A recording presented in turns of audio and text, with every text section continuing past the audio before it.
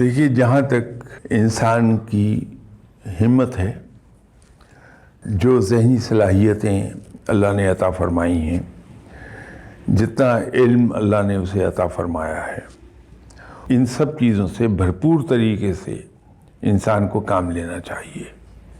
محنت کرنی چاہیے۔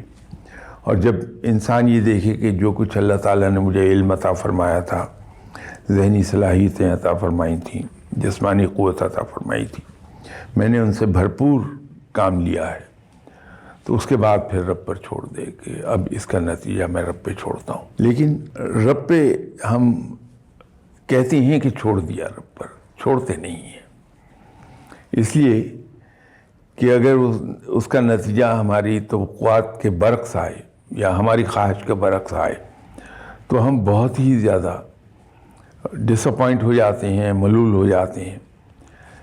تو اگر رب پر چھوڑا ہے تو پھر اس کو انسان کو خوشی سے قبول کرنا چاہیے، ود اے اسمائلنگ فیس، کہ